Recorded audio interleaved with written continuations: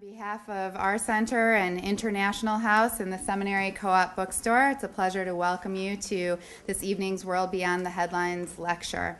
Tonight, it's our pleasure to welcome Marda Dunsky. She is a former Arab Affairs reporter for the Jerusalem Post and editor on the National Foreign Desk of the Chicago Tribune. She has developed and taught a unique media literacy course on American mainstream reporting of the Arab and Muslim worlds at Northwestern University and DePaul University. In Pens and Swords, How the American Mainstream Media Report the Israeli-Palestinian Conflict, Professor Dunsky takes a close look at how more than 24 major American print and broadcast outlets have reported the Israeli-Palestinian conflict in recent years. She explores how reports of the conflict routinely take on the contours of American policy and rarely challenge the premises of this Washington consensus. She also examines the media's response to allegations of biased coverage and gauges the effect that mainstream news reporting has on public opinion and U.S. foreign policy. Please join me in welcoming Marda Dunsky.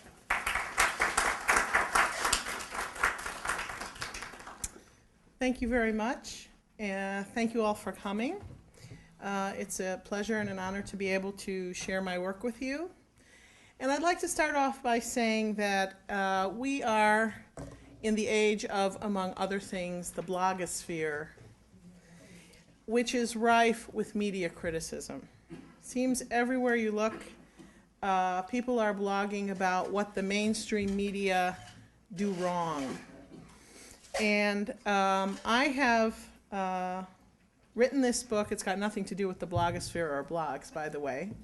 But as a look at how the American mainstream media report the Israeli-Palestinian conflict. Before I tell you a little bit about my methodology and the conclusions I've come to, let me just say a few words about why I think an analysis of this media coverage is important. First of all, as I'm sure most, if not all of us are aware in this room, 2008, this year, is the 60th anniversary year of the Israeli-Palestinian conflict, a conflict which has been going on since 1948 at great cost to Israelis and Palestinians themselves. So for that reason alone, this is an important topic. But more than that, I think it's also fair to say that the United States is engaged in the Muslim world to perhaps an unprecedented degree. This can be seen, of course, militarily, with the two wars being fought and waged in Muslim-majority countries, Iraq and Afghanistan. And it's not only on the military level, but also the diplomatic and economic levels as well. This conflict, the Israeli-Palestinian conflict, has, of course, direct impact on American interests in the region, it's not really, the number of regions that make up the Muslim world, basically North Africa, the Middle East, and parts of South and Southeast Asia. And in turn, U.S. policy on this conflict goes very far in shaping the attitudes of many in the Muslim world toward the United States, and I might add in a negative way. Now, as evidence of that, on a purely anecdotal level, just a month ago, Osama bin Laden came out with the latest in his series of audio tapes, and he was responding to the violence in Gaza. And I'm quoting from an Associated Press report dated March 21st, in which bin Laden is quoted as saying, "My speech is about the Gaza siege and the way to retrieve it and the rest of Palestine from the hands of the Zionist enemy." That's what bin Laden said. And continuing his quote, he said, "Our enemies did not take it," meaning Palestine, "by negotiation and dialogue, but with fire and iron, and this is the way to get it back." AP says, bin Laden also urged Muslims to keep up the struggle against U.S. occupation forces in Iraq as a way of, quote, this is a quote from bin Laden, "liberating Palestine." And bin Laden said, "The nearest field of jihad today to support our people in Palestine is the Iraqi field." So he here, and on many previous occasions, is making or asserting a direct linkage between the Israeli-Palestinian conflict and American interests elsewhere in the region. Now, to turn away from the anecdotal to the statistical, every year since 2002, Professor Shibli Telhami, who holds the Anwar Sadat Chair for Peace and Development at the University of Maryland, has conducted an annual Arab public opinion poll. This is available, by the way, on the internet. And he issued the results of the 2008 poll in March. This was a survey of Arab public opinion conducted in 6 Arab countries: Egypt, Jordan, Lebanon, Morocco, Saudi Arabia, and the United Arab Emirates. And the survey sample size was just over 4,000 respondents. And with regard to the Israeli-Palestinian conflict, he concluded in his study, there is an increase in the expressed importance of the Palestinian issue, with 86% of the public, meaning the people surveyed, identifying it as being at least among the top 3 issues to them. A majority of Arabs continues to support the two-state solution based on the 1967 borders, but an increasing majority is pessimistic about its prospects. So in this year's study of those Arabs polled in those 6 countries, 86% said the Israeli-Palestinian conflict was in the top 3 issues of importance to them. In 2006, it was 77%, 2005, 69%, and 2004, 89%. I think it's also a fair assumption that the majority of the American public, which would include policymakers, relies on the mainstream media for the news and information they get about the conflict. And therefore, how the media report the conflict has special importance. This was my method in terms of looking at sources. I looked at news reports from mainstream media sources starting in mid-2000, which was the time of the failed Camp David summit in Maryland between the Israelis and the Palestinians, which culminated the 7-year Oslo process. So I started there through the middle of 2004. Excuse me. Let's see, about 2.5 months after the Camp David summit failed, came to a conclusion with no result, the second Palestinian Intifada began at the end of September 2000 and pretty much continued through the year 2004, with 2001 and 2002 being the years of the most intense violence between Israelis and Palestinians. So that was my 4-year time span. Now, a little definition is in order. Mainstream media, what I take that to mean for the purposes of this work, consists of daily newspapers, news magazines such as Time, Newsweek, U.S. News and World Report, and broadcast and cable TV networks. The 3 major ABC, CBS, NBC, CNN, Fox, and NPR. So I looked at about 30 different outlets, major outlets providing this coverage. I didn't look at any international outlets. I just stuck with U.S. outlets, and I focused on news coverage. In the main, I didn't take into account editorials or signed op-ed pieces, syndicated columnists, some of these partisan shoutdowns you see to a great extent on Fox, or to a lesser extent, or maybe not, on CNN. What I looked at was news reporting, which at least we hope is based partly, if not more than partly, in fact rather than opinion. So that was my method. Now, in terms of what I found is basically this, that U.S. mainstream media reporting of the conflict is deeply decontextualized, and it has basically 2 focal points. The first of these focal points is the stop-and-start political or diplomatic process that over the years has produced some incremental results in terms of approaching a resolution of the conflict, but of course here at the 60th anniversary point still has failed to produce a comprehensive negotiated peace between the Israelis and the Palestinians. So on the one hand, there's this stop-and-start failed diplomacy, And on the other hand are the periodic outbreaks of intercommunal violence, which is the other focal point of the media reporting, between Israelis and Palestinians. Some of them short-lived for a day or two, some of them a little bit more sustained than that. The events in Gaza, on which bin Laden was commenting, went on for a couple weeks. And sometimes these periods, as we saw in the Second Intifada, are quite sustained and can unfold over a period of years. So these are the focal points. The stop-and-start diplomacy, the political process that has failed to produce a solution on the one hand, and the rounds of violence between Israelis and Palestinians on the other.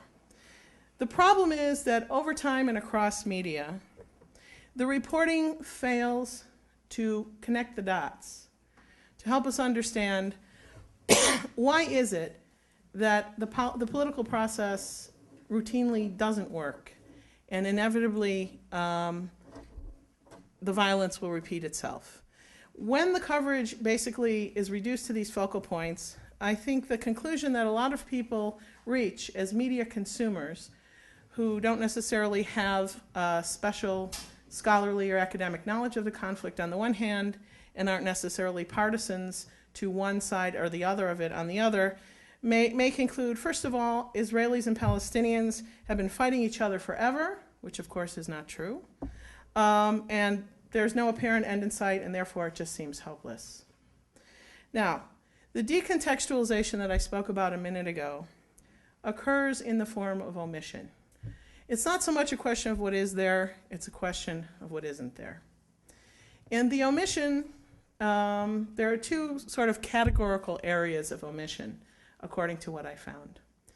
The first is the tremendous impact, the very significant impact, that U.S. policy has had on the trajectory of this conflict for at least the last 40 years. Now, before I talk about a little bit of what that entails, let me say to you, and let me qualify, as I said in the book, excuse me, I'm certainly not suggesting that in every daily story we see on the web or read in the newspaper or see on TV, the type of story that in print is usually limited to 600 to 800 words, and in broadcast might run anywhere from 30 to 90 seconds, that these types of underlying contextual issues that are missing from the coverage should be there on a daily basis. They simply can't be. There isn't time or space to recreate this wheel every single time in reporting, here's what happened today, here's what happened yesterday. However, my argument is that across time and across platforms and throughout the media, especially when you look at several years of coverage as I did, that what's missing should be there somehow, and it should be there across sources, and it isn't. Back to the first point, the impact of U.S. policy on the trajectory of the conflict. Very briefly, as a little bit of background, which I'm sure may be familiar to many of you. The United States has in Israel an important geostrategic ally. The United States voted along with 32 other countries in 1947 when the UN voted to partition Palestine into two states, a Jewish state and an Arab state. And the United States was, I believe, the first country to recognize the state of Israel when it was proclaimed on May 14th, 1948. But the U.S.-Israeli strategic alliance really began in earnest during the Cold War. Since 1949, the United States has granted Israel, and this figure runs through the end of fiscal year 2007, which would have been the middle of last year, a total of $101 billion. That's an estimate. $101 billion in aid. Roughly 2/3 of that aid has been military, and the other third has been economic. In addition to the money and the weaponry, there's been considerable diplomatic support for Israel as well. From 1970, when the United States cast its first veto in the UN Security Council, through the end of 2007, fully half of the 82 vetoes cast were cast, that is 41 of them, were cast to shield Israel from international censure on issues regarding annexation, settlement policy, and other aspects of Israel's relationship with the Palestinians and its surrounding Arab neighbors. 41 out of 82 U.S. Security Council vetoes. Now, for the purposes of the Cold War, the reason that U.S. policy aimed and succeeded in making Israel the strongest player in the region, militarily and economically, was, of course, that it was and remains, in some senses, not only for its own self-defense, but to be a proxy for American interests. Of course, this pattern played out during the Cold War across many continents, not just in the Middle East, also in Latin America and in Africa. The United States and the Soviet Union backed their respective players, so the two superpowers would not have to and did not engage in a hot war themselves. So this policy of this great economic, military, and diplomatic support for Israel succeeded, certainly, in making it the strongest player in the region, and the United States' most important ally in the region. But it's produced two problematic aspects in the present day. The first is that this considerable support for Israel has resulted in a huge power imbalance between Israel and the Palestinians, which I think we can see in many ways makes a negotiated solution to the conflict between the two parties even more difficult. And second, as I mentioned before, another outcome of this policy is to engender a significant amount of resentment toward the United States on the part of the Muslim world. Now, when you read, especially about the political process and diplomatic process in which the United States has been involved for many decades, between Israel and its Arab neighbors, and now between Israel and the Palestinians, we often see references to the U.S. as being an honest broker. Certainly the U.S., under many different presidential administrations, has expended political capital in bringing the two sides together. But the fact that, one, the U.S. has specific interests in the region, and two, our strategic alliance with Israel serves those interests, is virtually absent from the coverage.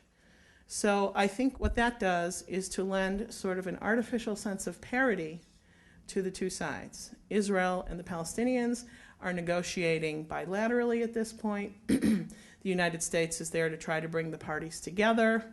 But the United States has great interests toward which it has and continues to expend great support to Israel.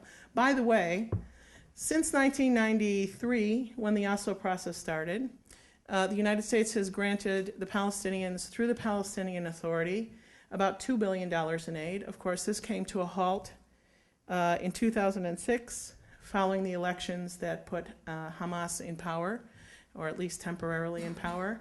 And the United States has also contributed approximately another $3 billion through the United Nations to aid Palestinian refugees in the West Bank, Gaza, and surrounding Arab countries since 1950.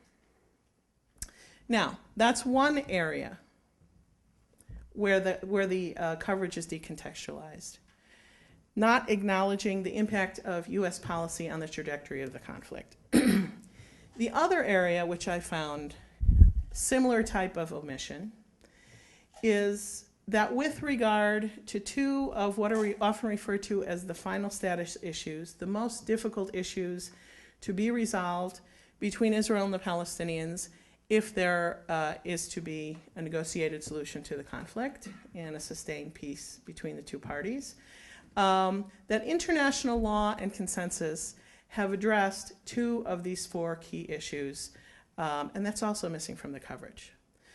The two lesser issues, of course, are where the borders will be drawn if there is to be an independent state next to Israel, and what will be the status of Jerusalem. Will it be a shared capital between Israel and a state of Palestine? Will it continue to be just the capital of Israel, and the Palestinians will have their capital elsewhere? These are not the two issues I'm talking about.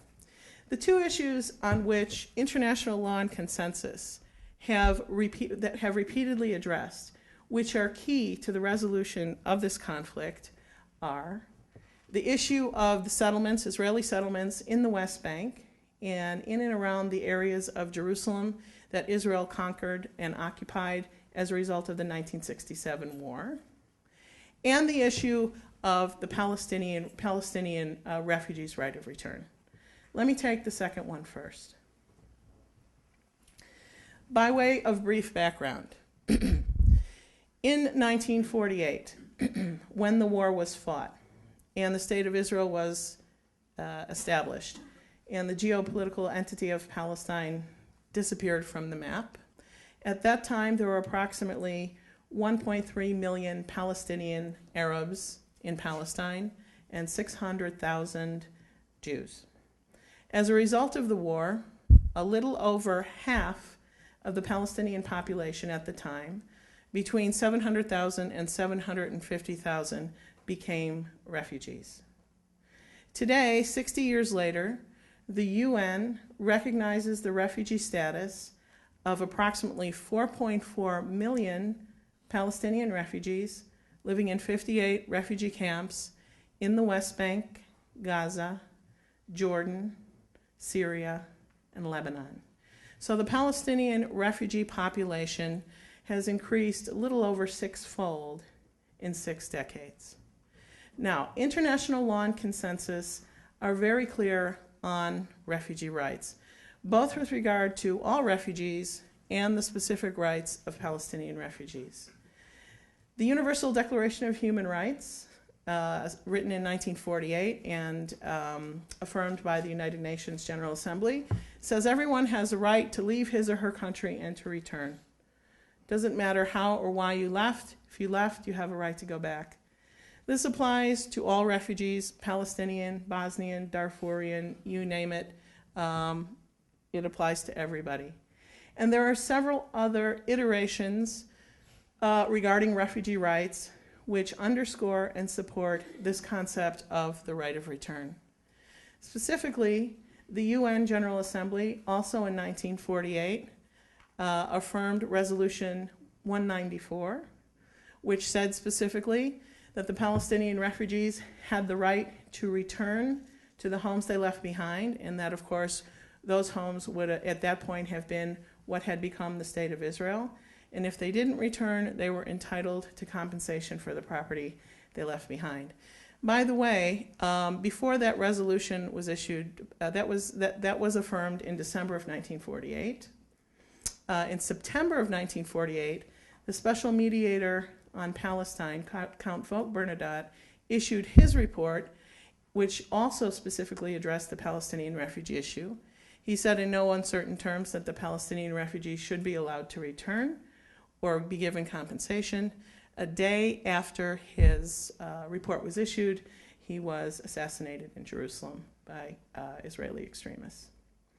So, international law and consensus have repeatedly affirmed this right of return. It bears mentioning, of course, the Israel's objection to the concept of the right of return is simply this, that if any significant number of Palestinian refugees were indeed allowed to return to what is today the State of Israel, this would endanger the demographic balance of the state such that it would be difficult for Israel to maintain its Jewish demographic majority. That's a political argument. But the point that I make in the book is that, and of course, what number of Palestinian refugees that may be allowed to return to Israel is a question for negotiation between the two sides. The point is that the reporting on this issue routinely omits mention of international law and consensus. I'd like to read just one paragraph, from a report that was aired on NPR last November. And as such, I didn't use it as part of the examples I looked at in the book because it came too late. But this is typical of sort of the reporting MO on the Palestinian refugee issue. And I looked at roughly 36 print and broadcast reports that were devoted entirely to the refugee issue. They didn't just mention this issue in passing. They were devoted entirely to the issue. So in print, that might mean a story anywhere from 900 to 3,000 words, which is pretty long. Might start on page 1, might run in a Sunday magazine. In broadcast, it could be a report anywhere from 3 to 6 minutes, which is fairly long. Well, this is from a radio report from last November on NPR, and it was broadcast on November 26th, which was the day before the one-day peace conference between the Israelis and Palestinians held at Annapolis, Maryland. The NPR reporter went to the Kalandia refugee camp, which is about a 15-minute drive from Jerusalem, and basically he followed the pattern of reporting that I detailed in the book. Reporter arrives at a Palestinian refugee camp, paints a vivid word picture of the squalid conditions therein, quotes Palestinian refugees as saying things that sound extremely emotional and sometimes threatening with regard to the state of Israel, and usually, if not always, couches what they're saying in terms of Palestinians think they have a right to return, Palestinians claim they have the right to return, Palestinians believe they have the right to return, but doesn't say how they got those ideas or back up those thoughts, claims, and beliefs with the facts of how international law and consensus address this issue. Well, the NPR reporter went through this same pattern, describes this refugee camp in vivid detail, quotes people there, and about 2/3 of the way through the report, and I'm quoting from the transcript, he says in his own voice, "Questions of international law, who's a refugee, and the right of return don't have much meaning here. These women," meaning the refugees to whom he's speaking, "know what it all boils down to. The Palestinians are helpless, and the Israelis have the power to keep them that way, to keep them from going back to their village, which today consists of rubble scattered on the hills west of Jerusalem." Now that's a pretty amazing assertion for a journalist to make. Questions of international law, who's a refugee, and the right of return don't have much meaning here. Really? Did he ask anyone? Now, it's probably true that not many, if any, of the people in that camp could quote chapter and verse on what these specific iterations of international law and consensus say. But that's not to say they don't have meaning and these people aren't aware of their internationally recognized rights. Here, the journalist has made a choice. He's speaking for his subjects, and he's also making a choice for his audience in basically saying, this isn't important. It's just a power equation. It's realpolitik, and that's what it comes down to. And this is what I found consistently in the reporting. With regard to the settlement issue, the pattern of reporting is quite similar. Reporter will show up at a settlement, paint a vivid word picture of the biblical landscape, talk to the settlers about why they're there, which basically boils down to one of two reasons. Some are in the settlements out of religious convictions, as in they believe that God gave them the land and they have the right to be there on that basis. Others are there because they get good deals on subsidized housing from the Israeli government. So the reporter will talk to the people in the settlements, then generally speaking may speak with someone on the Israeli left from a group such as Peace Now, which opposes the settlements, which will say, no, these settlements are bad, they're an obstacle to peace, and that'll be it. There is no reference to what international law and consensus have to say about the settlements, and there usually is no quote from a Palestinian who lives next to the particular settlement who might be able to shed some light on how the presence of that settlement affects his or her life and how it colors his or her view of chances for peace. International law and consensus on the settlements, very briefly.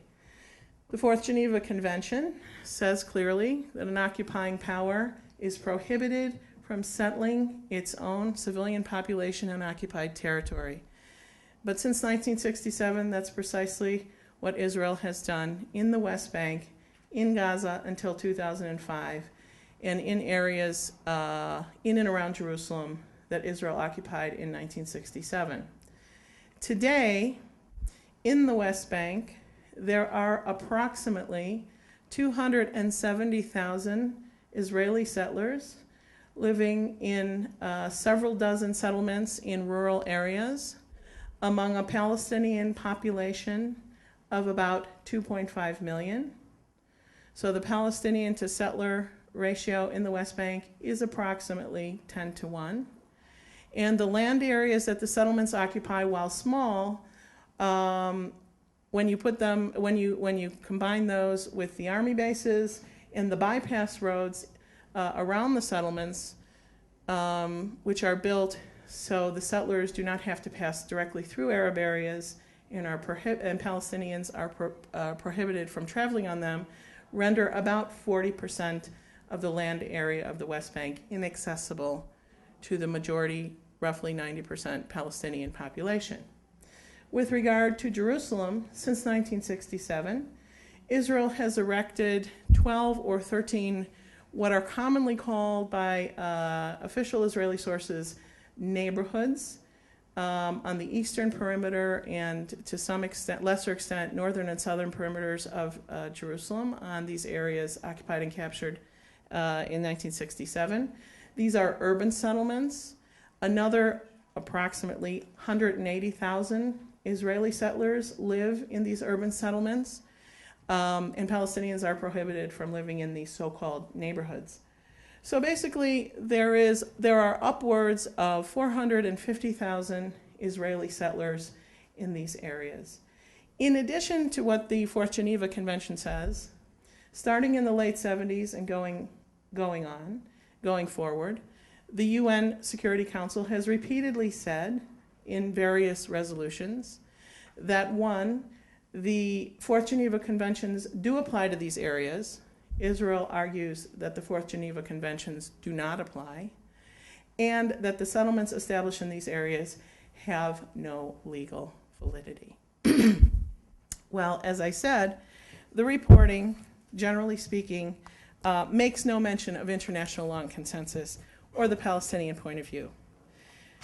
Let me give you a little reading, very short, from a typical reported piece on the settlements.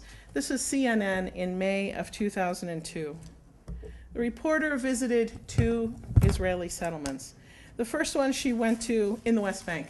First one she went to was Shiloh, and the reporter is referring at the outset to a settler named Lisa Rubin. Reporter says, Lisa Rubin, raised in New York, says there should never be a Palestinian state.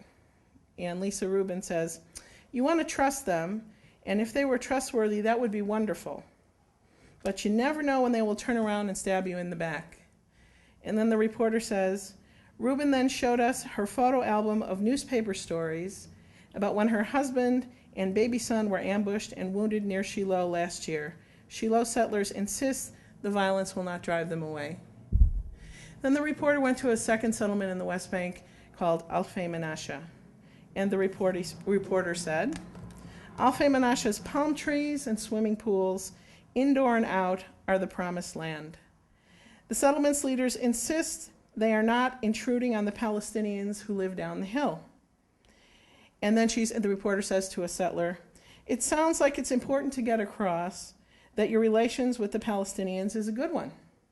And the settler says, it's not a slogan. For us, it's a way of living here. At the end of the day, we believe that the only solution is for long-term coexistence. You would never find here so-called extremist people running in the hills with rifles. And the reporter says of another settler, Ruth Gott does not even believe she's in the West Bank. And that settler says, I've never ever thought of myself as a settler. And the reporter says, well, what does that word mean to you? And the settler said, politics, I don't get involved with politics whatsoever. I'm just here for the quality of life.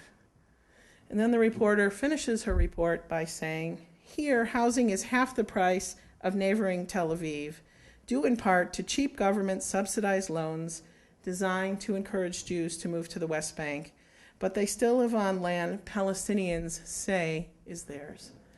And this is typical of the reporting on the settlements. It's a conversation between Israelis in which the Israeli settlers themselves and/or the reporter impart the Palestinian point of view. We don't hear from Palestinians on this issue, and we don't hear about international law and consensus. Well, time for a little bit of analysis. before I wrap up and we can open it up to questions and discussions. It's one thing to describe the patterns of reporting, as I just have, and then comes the question, well, why is it the way it is? Why does the reporting take on these patterns? And I will offer 3 reasons for that in descending order of importance. First and most important, the reporting hews or adheres very closely to the U.S. policy line on this conflict. And it really doesn't matter if we're talking about policy under a Republican president or a Democratic president, a Republican-controlled Congress or a democratically controlled Congress. The policy over the course of the last 40 years has basically been the same. Now, this is not unique to reporting of this conflict, that there's an over-reliance on official sources and a reluctance, if not complete, omission of challenging or questioning or analyzing what that policy is, why it is, and the effects that it has. At 2 different places in the book, I cited excerpts from State Department briefings in which reporters on different days, on different topics related to the conflict, were seemingly making earnest efforts at trying to pin down the official source, the State Department spokesperson, and get some answers. On one occasion that prompted an exchange, Israel the day before had announced, and reports of this were carried in the Israeli media, that the government was taking construction bids to enlarge 3 settlements in the West Bank. This was in 2004, and the reporters wanted to know, well, wasn't this in direct contravention of the so-called Roadmap Peace Plan that the Bush administration came out with a year earlier in concert with the so-called Quartet, the United States, the United Nations, the EU, and Russia. And the reporters were asking the question, and the State Department spokesman was not answering it. Same thing on another occasion, different day, different year, when the day before the briefing, Israel had used U.S.-supplied F-16 fighter jets against Palestinian targets in Gaza. And the reporters were trying to get the State Department spokesman to comment, wasn't this a violation of the Arms Export Control Act, which basically sets conditions on how U.S.-supplied weaponry to Israel and other recipient countries, how that weaponry can be used. Now, on both occasions, the State Department spokesman did what you might expect the spokesman to do. He obfuscated. If you read the text of these briefings, it's almost like a Gilbert and Sullivan opera. Will you answer? No, I won't. Why not? Because. Are you sure? Yes, I am. And if the topics weren't so serious, it would almost be funny, but of course it's not funny. The point is this. No usable quote was forthcoming. No camera-worthy, broadcast-worthy soundbite occurred.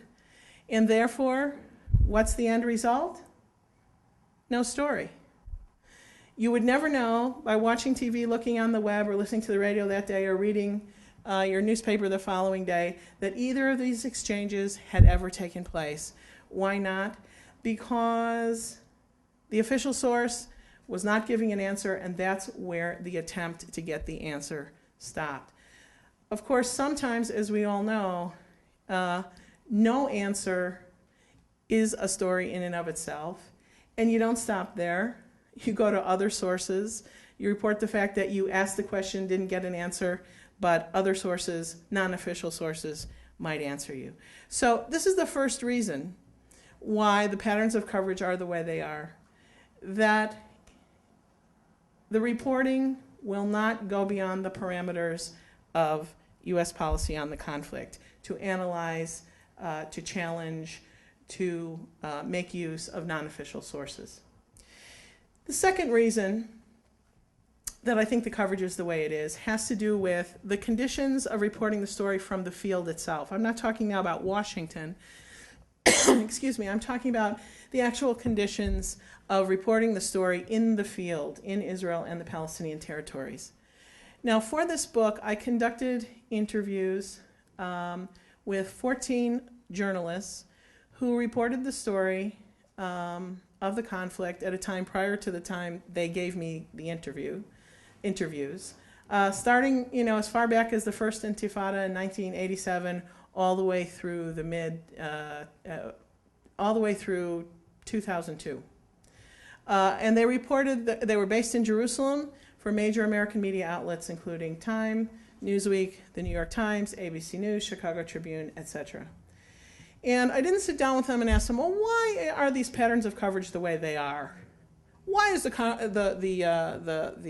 reporting so decontextualized? That probably would have been a conversation stopper. Instead, I asked them about their work process. How do you get access to sources on both sides? How do you process spin from both sides, etc.? And these conversations with these journalists are reproduced in the book, and they spoke on the record. 3 of the 14 journalists used the exact same phrase to describe reporting this conflict. They called it, quote, a reporter's dream. And by that they meant, number one, the conflict is very familiar to the American audience, even if most of the American media consuming audience has a fairly superficial knowledge of this conflict.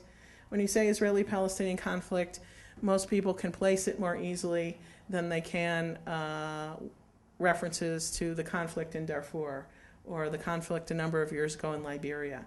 It's familiar to the American audience. That's number one. Number two, there are always stories to tell over there. Unfortunately, a lot of them revolve around conflict and violence, but many of these journalists recounted stories of going over there, getting off the plane, hitting the ground running, and filing stories with their news organizations within 8 or 10 hours of arriving in the country. And the third thing that a lot of them acknowledged is that both Israelis and Palestinians, official sources and non-official sources alike, are very eager to speak with American journalists precisely because they realize the importance of getting their points of view across to the American audience. In fact, a former correspondent based in Jerusalem for the Chicago Tribune said, this is a country of 7 million people, and everyone here has been interviewed twice. So for these reasons, the fact that there's always something to write about, there's always someone to talk to, and the story is familiar to the American audience, these factors, I think, can tend to inhibit or discourage a deeper, more contextual look at what's going on. Because the superficial, the empirical, that can be obtained by pointing and shooting a camera or a tape recorder is relatively easy. And the third factor that I would mention in an analysis of why the coverage is the way it is, after the fact that it hews very closely to U.S. policy, number one. And number two, it has these quote-unquote easy features of coverage in the field, is that constituent groups in the United States, in the media consuming audience in the United States, whether they're pro-Israel or pro-Palestinian, can and do at certain junctures, especially when in periods of intense and sustained violence over there, exert considerable pressure on news organizations over coverage they do not like, meaning coverage that makes their side not look good or is what they believe is unfavorable to their side. Now, this is done by pro-Israel groups and pro-Palestinian groups alike. It is not done in equal measure.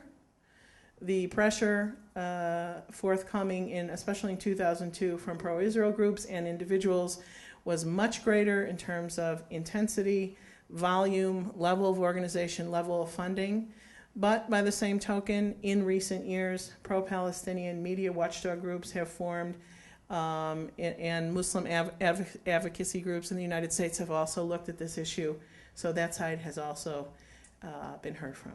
So for these three reasons, that's why I think the coverage turns out the way it is. What can be done about it? Well, at the end of the book, I make some suggestions, recommendations. I'm under no illusion that journalists will read these recommendations and say, you know what, she's really right about that. We can fix it. We can fix it by, one, being more self-analytical in the coverage, meaning paying greater attention to the effects of U.S. policy and acknowledging its impact on the coverage. Number two, being more rigorous in broadening the source pool beyond official sources, especially with regard to issues of how international law and consensus have addressed these key aspects of the conflict. And three, more resolute in the face of pressure, more resolute to sort of stick to one's journalistic guns, not cave in, not self-censor, not avoid reporting on sensitive topics because you know it's going to bring unpleasant reaction. These are much more easily said than done because in the end we're talking about a mindset, a way of doing things that's ingrained. It's not necessarily mechanical, and perhaps it's a question of the media not leading in terms of change, but following if and when in a continuing process, public discourse continues to address this and related issues, and the media find that they have to catch up with what the public is talking about rather than lead the way. Finally, I'd just like to leave you with a little reading of the last 2 paragraphs of the book that sum up, and then I'd be happy to open it up to questions and discussion. The numbing, senseless, and seemingly endless harm inflicted by Israelis and Palestinians on each other has caused one American correspondent to lament. Whether the casualties on any given day are on one side or the other, or both, there is also, in a dark space somewhere, a reality. There is a dead child, there is an exit wound. How many dead children is too many is a question often asked by Palestinians and Israelis, but it shows no hint of being resolved. End of quote. Beyond pathos and poetics, this is me talking now, beyond pathos and poetics, the true work of reporting the conflict remains to be carried out by asking and investigating the difficult question, why is this so? To understand why there is no hint of a resolution in sight requires getting beyond vivid and artfully crafted word pictures based on empirical observation and superficial balancing of adversarial perspectives. To accomplish this would be to realize what American journalism has for so long aspired and claimed to be, as well as to fulfill the promise of what it can indeed still do: contribute truths, clarity, and hope toward the resolution of a conflict that in its continuum of tragedy has all but ceased to produce news despite the illusion of it. Thank you very much. I'd be happy to take your questions, but before I do that, I would maybe anticipate one thing that may have crossed some of your minds, and if not, I'll say it anyway. I was introduced correctly as having worked for the Jerusalem Post, and I would like to clarify, this was 20 years ago. For those of you who are familiar with the Jerusalem Post, only in recent times, you may know it as a publication that takes a rather conservative approach editorially. I make no judgments or apologies for that, but I would like to say that in the year and a half that I worked for the Jerusalem Post happened from October of 1988 excuse me, through the beginning of 1990. And I was hired to report full-time on the Palestinian minority inside Israel, which accounts for approximately 18% of the population. These are the Palestinian Arabs who are citizens of the State of Israel. They hold Israeli ID cards and passports. They vote in the elections. They are geopolitically distinct from the Palestinians in the West Bank and Gaza who are not citizens of Israel, but ethnically and in a kinship sense, they are part of the same group. The point is that when I was hired to report on this group, the ownership of the Jerusalem Post was different. It was publicly owned instead of privately owned, and the guiding editorial thinking was much more liberal. They hired me to do this because the editors at the time wanted coverage and reportage about this community in the paper, not only when something went wrong. So it was a wonderful opportunity for me to be exposed to this part of Israeli society and the Palestinian people. And just to clarify that, I don't know if this means anything, but okay. There were several questions on this side. Yes, sir. I'd like to ask you to pull apart the threads a bit of your statement number 3 regarding why, and put it in the context of the Mearsheimer-Walt book on the Israel lobby. If Mearsheimer were talking about this, he'd say many of the same things you say, but I think he would bring together point 1, reporting and hewing to U.S. policy, with point 3, because according to that book, U.S. policy itself is very much influenced by the Israel lobby. So those two things would come together. I'd like your opinion of the book and how the threads of your thought go along with that. Yeah, I thank you for the question. I think you're raising a good point, and I think clearly point 1 and point 3, there is a correlation. You know, the Israel lobby that, you know, sort of, as the book describes it, loose amalgam of organizations and individuals that are, you know, pro-Israel in their thinking and approach and are politically active to promote their point of view, certainly does have an impact on the direction of policy. I'm not qualified. I can tell you that I don't know that it has the amount of impact suggested by the book. I certainly do think it is a factor. I think that it is a factor across the board, and by it meaning the influence of the Israel lobby in trying to limit the parameters of discourse on the conflict in the media, in the political arena, and as we have seen in the last 5 or 6 years in many high-profile cases, also in academia. So I do think there is a correlation. The book also acknowledges there are other factors that go into the formation of U.S. policy, but focuses on this particular one. I would say it's one of several. But when one of the things I asked the correspondents I interviewed to comment on was audience reaction. And I asked them to estimate to what degree, first of all, virtually all of them said, we usually hear from people when they're upset with us, not when they're happy with what we're doing. Okay, so people send emails and call and write and whatever and demand and ask for meetings with reporters and editorial boards when they're upset.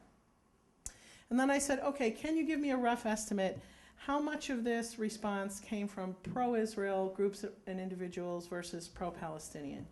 And the answers ranged from, 75% pro-Israel to 90%. So it comes overwhelming, not exclusively, but overwhelmingly from that side. And many reporters of these correspondents expressed a weariness, a feeling that at a certain point they feel as if they themselves are in the crossfire of these groups. In fact, I contacted, about 5 or 6 correspondents who didn't talk to me, who, when I asked for interviews, flat out refused. They said, we did our time on this story, we took enough, and we don't want to talk about this anymore.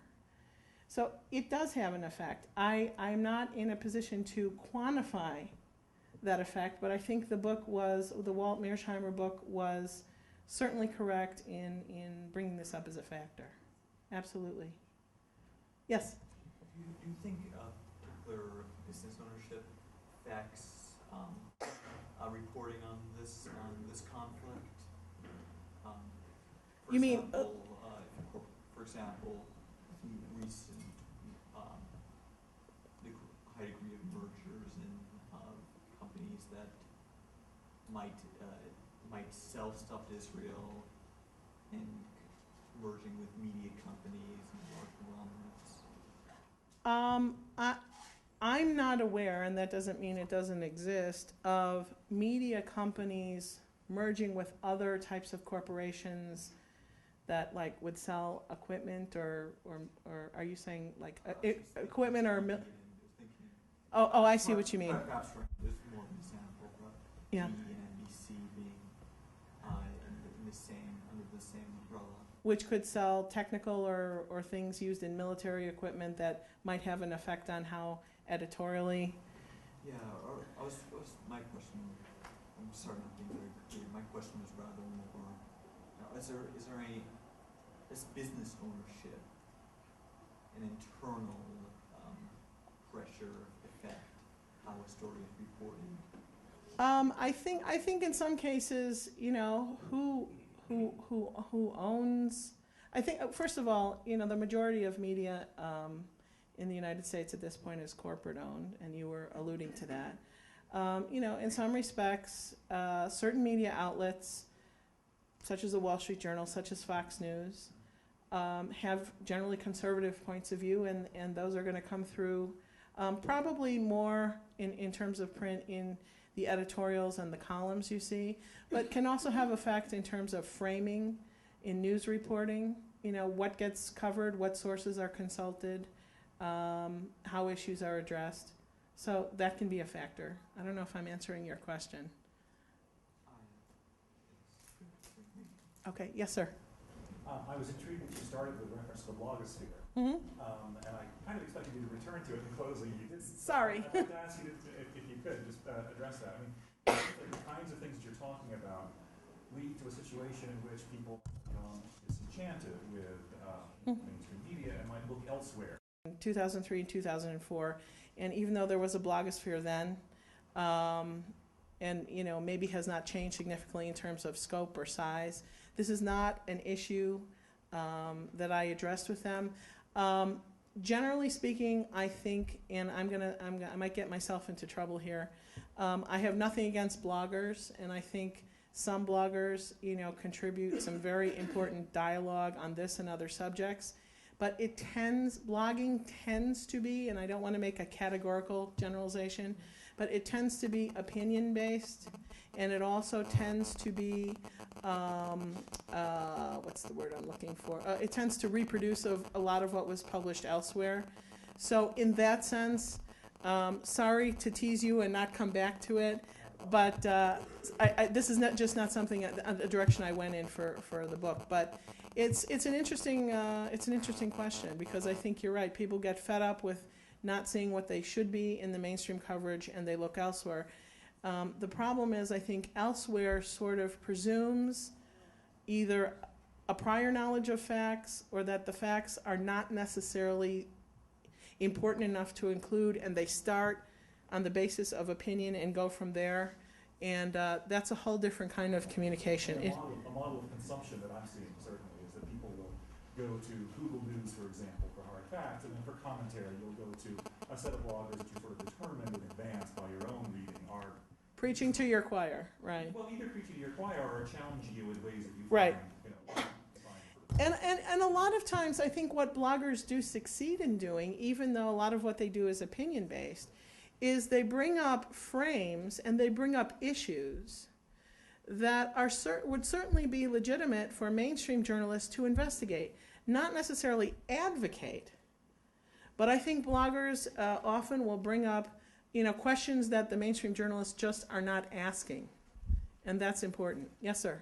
To follow up on that really quickly, you started off sort of looking at story length and the parameters of media. And one of your premises is sort of looking across platforms, but I think, did you look closer at the web where there's not a limit to story length, or within structure like what the Tribune is doing, structuring and utilizing paper for them is where you've got the opportunity, for example, to resolution that's been done. Right. And so does that create a new responsibility for the newspaper to to provide context when you have a media now that can provide context structurally? Yeah, you're raising a very important point. The quick answer is no, I didn't look into this, and I think that could be a great topic for a future study. But you are raising a very good point that, the online component of both print and broadcast media do provide the time and space that the actual paper product or broadcast product lacks. The question is, will they use those opportunities, or how are they using those opportunities to provide that added context? That's a really important and good question. Yeah. So you were talking about solutions to why the way this is and how to fix it. You were kind of outlining what journalists can do Mm-hmm. to try to remedy and give more factual coverage. But then I think in one of your is it 3 or 4 points like why this is. Mm-hmm. I think you were talking about how in reference to the journalists that you interview, like they said that some of them said this is a journalist's dream job. Reporter's dream. Reporter's dream.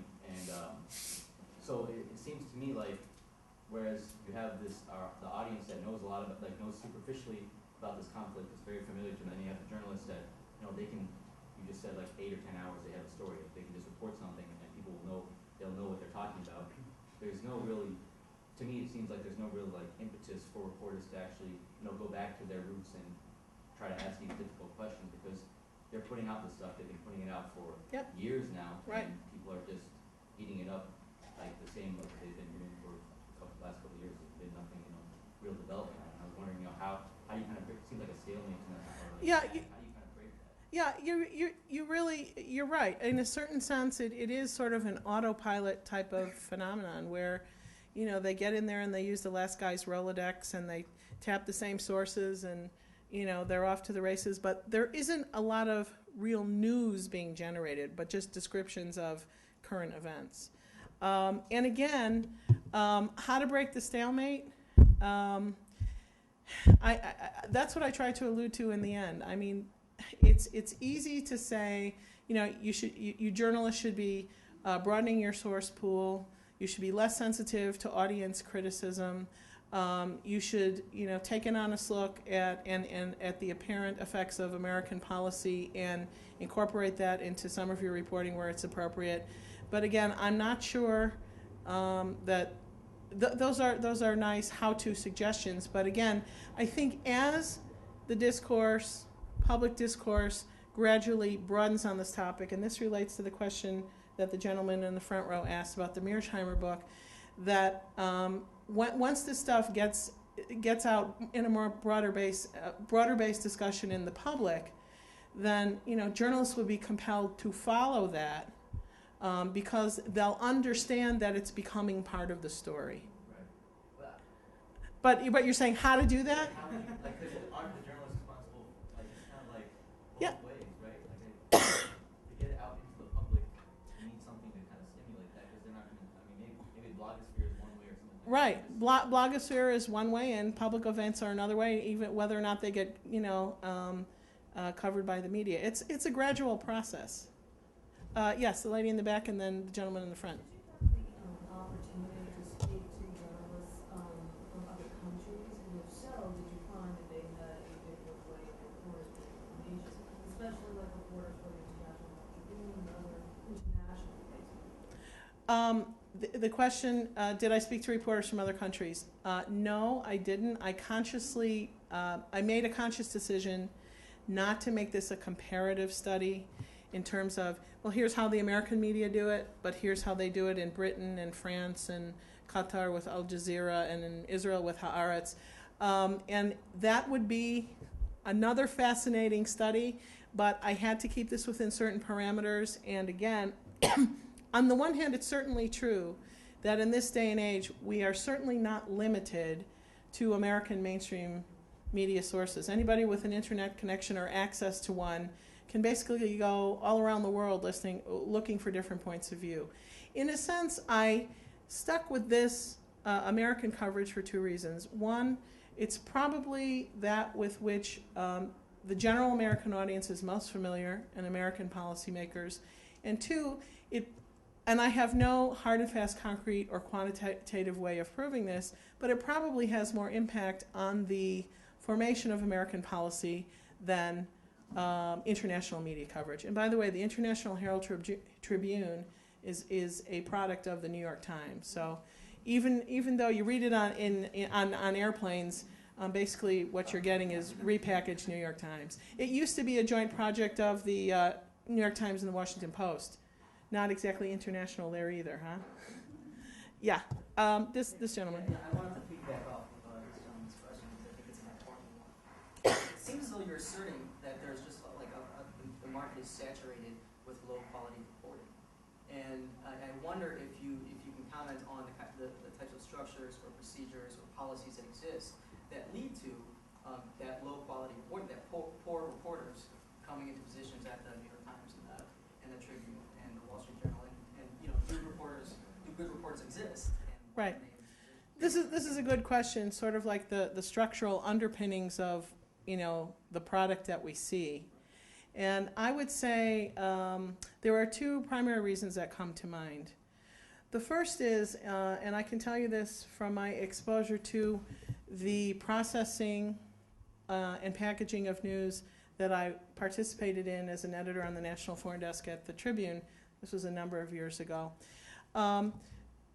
Generally speaking, and there are some exceptions, and by the way, in my book, you know, whenever I was looking at a stack of stories, let's say on the refugee issue or the settlement issue, if I found ones that didn't fit the pattern and were good for some reason, I included them as examples of, well, here's the exception to the rule.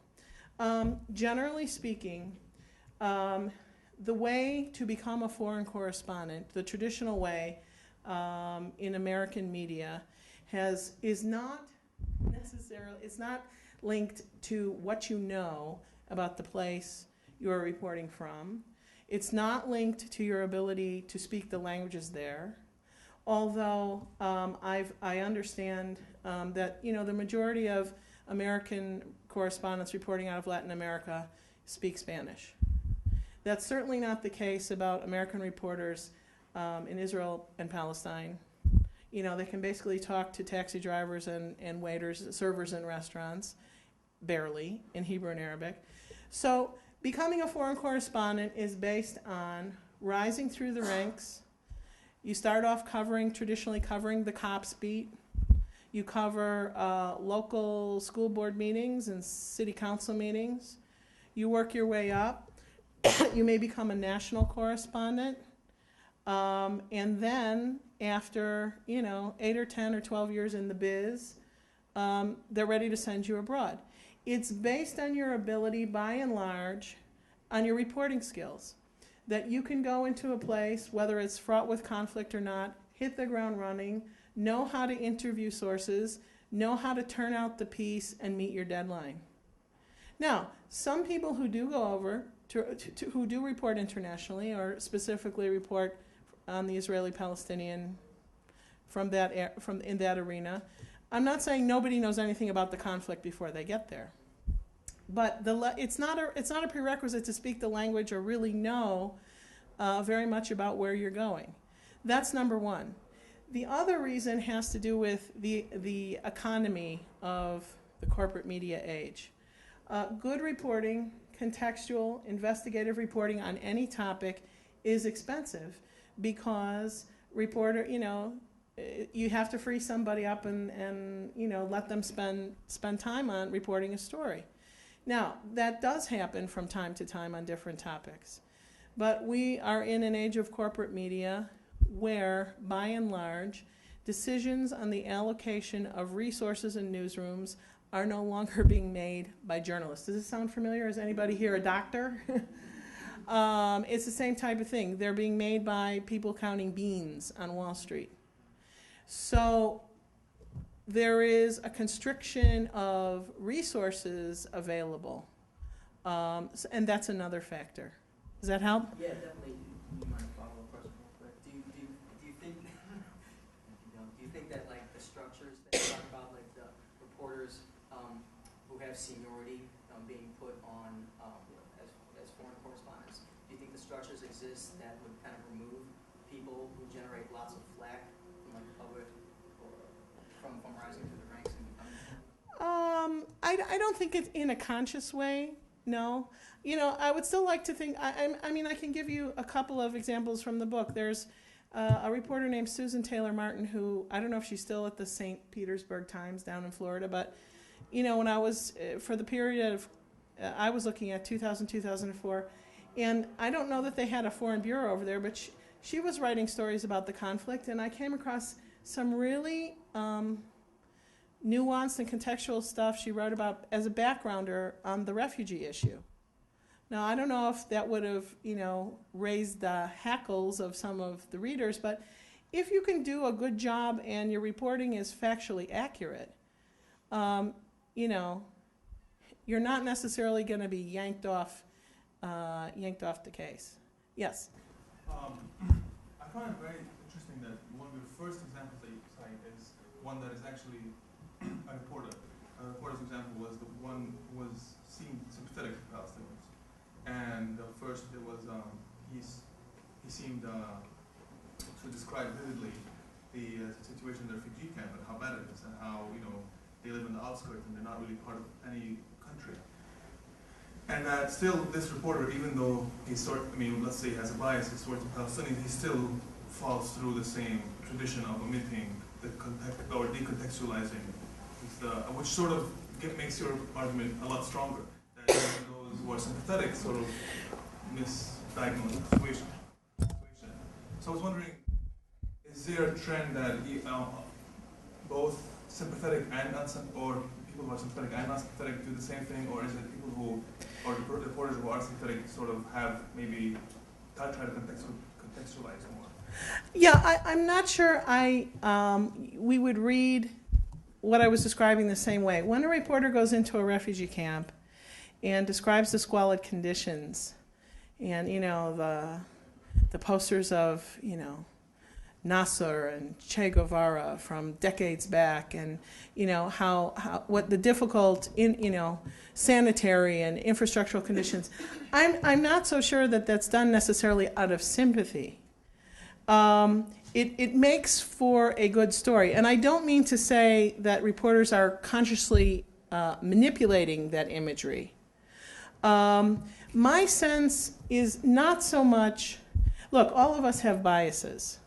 And I think that, you know, any reporter who has covered this story or other stories of conflict, you know, will say, sure, we all have our opinions on this. That's human.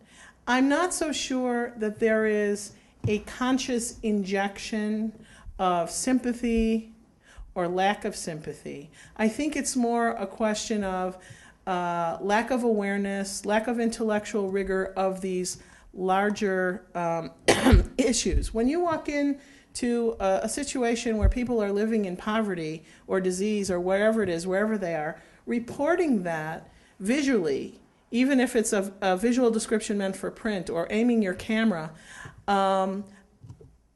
it's part of the story. I'm not so sure it exhibits like a political sympathy, maybe a human sympathy. But, you know, in terms of why they then fail to leave out the context, I think it's a question that, you know, they're not framing things. They're framing things in a certain way to the exclusion of other things. I'm not so sure it has so much to do with their own personal sympathies. Okay, let's go back to this side of the room. In the back. Robert Fisk wrote an interesting article about the shifting language around the Israeli conflict, and he talked about how Israel is one of the only places where a wall can be called a fence, and you know, a settlement becomes a neighborhood or a suburb, right. And even when the settler has kind of an evocative image of taking an uninhabited land, can we really ascribe that all to decontextualization, or is there something a little more malignant in that? No, I don't spend very much, you ask an important question. I don't spend any time in the book focusing on the language issue, not because it isn't important, but because it's been done before. But to respond to your question, say your question again. I just lost my train of thought, and I had a good answer. No. Oh, is it just a question of decontextualization? No, it's not merely decontextualization. It's also a question of pressure. It's a question of repeated pressure that comes from Israeli official sources who are, from the army, from the foreign ministry over there, from the prime minister's office, and constituent groups here who will take repeated umbrage to certain terms over other terms. And at a certain point, not all, but some media will cave. Some editors, in different places, and when one does, others follow. So it's thank you for raising that point and being tolerant of my momentary lapse. But pressure has a lot to do with that as well, because at a certain point, editors or journalists will tell you, reporters will tell you, we don't want to get bogged down in what it's called. We just want to tell you the story. And that's an unfortunate way of thinking in some respects, because what you call it is part of the story. When you say that people are living in neighborhoods in these areas of Jerusalem, well, I live in a neighborhood, you live in a neighborhood. What's wrong with them living in a neighborhood and people are attacking them there? And there's a definite interest in promulgating that terminology. Yes. We have time for one more question. Okay, someone who hasn't asked. Yes, this gentleman here. Well, a couple observations with the question. One is, I think it's almost inevitable that American sympathies and interests would be much more with the Israelis than with the Palestinians, because of ties over literally over centuries, one way or another. And second, though, I think you do see, don't you, in the American, one gets the impression from the American press that there is something questionable about the Israeli settlements. I think that's the impression I've gotten over the years from the stories one reads. On the other hand, what one does not see, and which I think is much neglected, is the shameful neglect of the refugees by fairly wealthy Arab countries. And the question there is, of course, what's behind that policy, and what would have been different if that hadn't happened? Okay, you raise a good point, and I would answer it this way in a historical sense. In the immediate aftermath of the 1948 war, I alluded to Universal Declaration of Human Rights and this UN General Assembly resolution and the report of the special mediator on Palestine, the guy who was assassinated, all of which pointed to the refugees' right to return. Now, these Arab countries which absorbed, basically we're talking about Lebanon, Syria, and Jordan, were not economically or socially equipped to absorb refugees the way we think of refugee absorption in Western countries, number one. And from a political point of view, the idea behind the establishment of the UN agency that deals with Palestinian refugees, UNRWA, United Nations Works Relief Association, then it goes on for Palestinian refugees in the Middle East, was set up with a very limited mandate to provide only for the basic needs of food, shelter, and rudimentary education until such time that they should go back. So I guess the point I'm trying to make here is it was envisioned according to international consensus at the time this arose that this was the state of refugeeism of the Palestinians was meant to be temporary because it was internationally recognized that they should either go back or be compensated. And for reasons that we can't get into this evening, that hasn't happened. There's a excerpt of a Fox News, transcript that I reproduce where people are sitting around and saying, well, these Arab countries use the refugees like a political football, and they use the Palestine issue to divert attention away from domestic problems and to whip up people's anger.